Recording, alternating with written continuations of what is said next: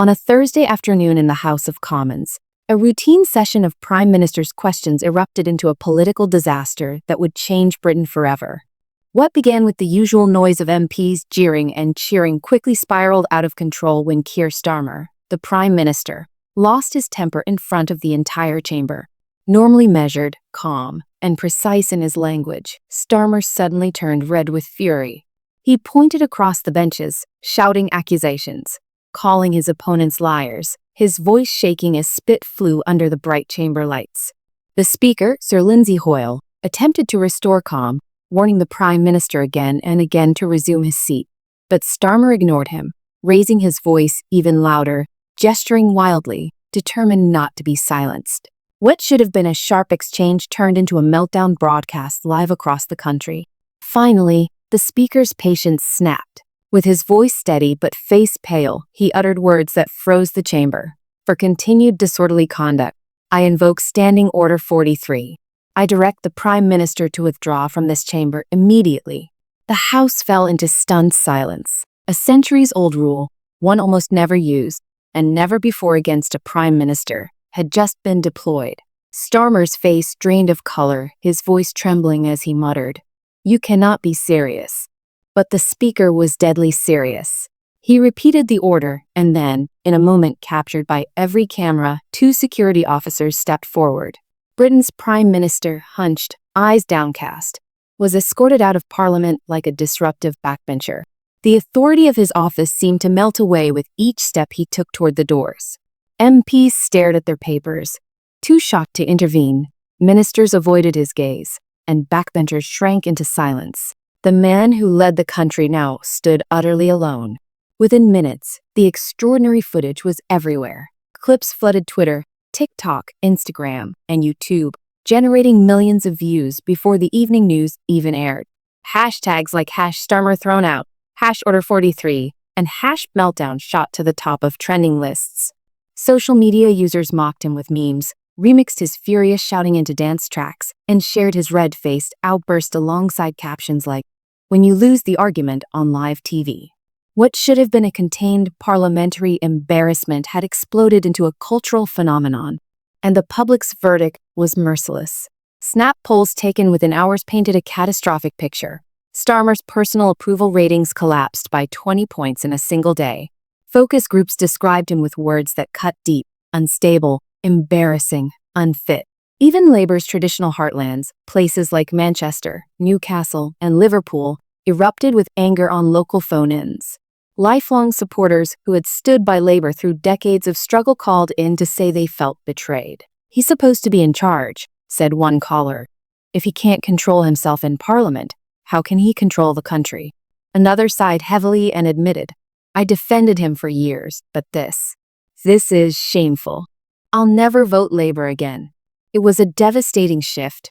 What the Labour leadership wanted to frame as passion, the public clearly saw as weakness and instability. Inside Labour, panic spread like wildfire. Cabinet ministers filled WhatsApp groups with frantic messages, trying to agree on a response. Some urged loyalty, others quietly whispered about resignations. Angela Rayner, the Deputy Prime Minister, was reportedly furious, telling colleagues that Starmer had dragged the party through humiliation and damaged Britain's standing on the global stage. Spin doctors attempted desperate damage control, calling it a forceful defensive principle, but voters weren't buying it. Focus groups dismissed the line instantly. Passion doesn't look like spittle flying across the chamber. Passion doesn't look like ignoring the Speaker of the House. Labour MPs sent to defend their leader on breakfast television looked unconvinced even by their own words. Their eyes told the truth. The damage was already beyond repair, and while Labour bled, Reform UK feasted. Nigel Farage, the party's leader, appeared calm, almost surgical in his response. Speaking to cameras outside Parliament that very evening, he declared, "What the country witnessed today was not leadership. It was loss of control." The Prime Minister could have defended his record with facts, but instead he shouted, pointed fingers, and descended into chaos. At a time when Britain faces immense challenges, we need calm, steady hands, not emotional outbursts. His composure stood in brutal contrast to Starmer's meltdown. News outlets played the clips side by side, Starmer raging, Farage calm and controlled. The optics could not have been clearer. Reform's headquarters struggled to keep up with the flood of new members and donations. Their website crashed under the surge of traffic, and their payment servers buckled as contributions poured in. For years dismissed as a fringe movement, Reform was suddenly within touching distance of becoming a serious national force. Internationally, the shockwaves were just as intense.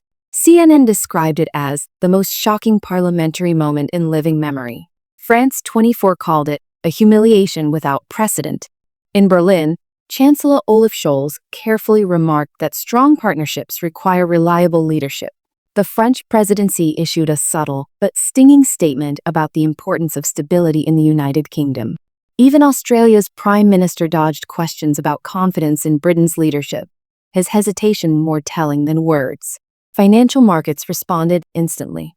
The pound dipped, bond yields shifted, and investors whispered about fragility in what had once been one of the world's most stable democracies. As the days passed, the political earthquake only deepened. Polls showed Labour's support crashing to 26%, their worst level since the collapse of 2019. Reform UK soared to 25%, suddenly within striking distance of becoming the official opposition. The Conservatives, battered but stable, held steady at 32%. But the real story wasn't the Tories, it was Farage's meteoric rise. For the first time ever, polls showed him leapfrogging Starmer as a more credible candidate for Prime Minister. In Labour's northern heartlands, where red banners had flown for generations, Reform wasn't just competitive, they were leading. Britain's political map was being redrawn in real time, and commentators struggled to keep up. Starmer, meanwhile, retreated into silence. For 3 weeks he stayed largely hidden in Downing Street, issuing only carefully scripted statements while his party tore itself apart around him. But the pressure was unbearable. Newspapers ran daily editorials questioning his survival.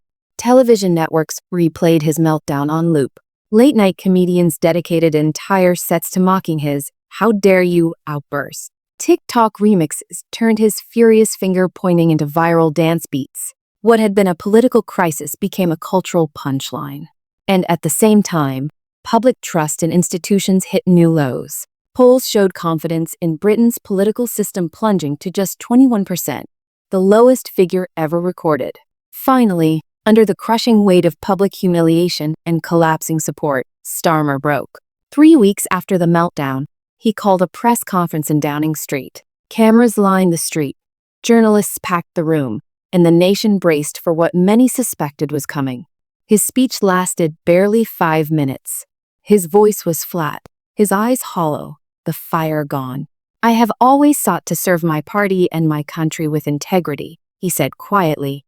"But in light of recent events, it is clear I can no longer provide the leadership Labour requires. I am resigning as leader of the Labour Party and as Prime Minister of the United Kingdom." The words landed with a thud. There was no applause, no relief, just silence, the sound of a political career ending in disgrace. Within hours, the king formally accepted his resignation. Labour launched a frantic leadership contest, but the damage was already done. The party was fractured, its reputation shredded, its credibility in tatters. Historians will argue for decades about what happened that afternoon at 2:30 in the Commons. Some will call it a moment of madness, others a constitutional revolution. But all will agree on one thing: it changed Britain forever. What began as a routine parliamentary debate ended with a prime minister escorted out of parliament, a government crumbling, and an entire political system shaken to its core. Power in modern politics can evaporate in seconds. Authority can collapse live on television, and history can be rewritten by a single moment of rage. For Keir Starmer, it was more than a meltdown. It was the end. For Britain, it was a turning point, a reminder that even the most powerful can be humbled before the eyes of the world.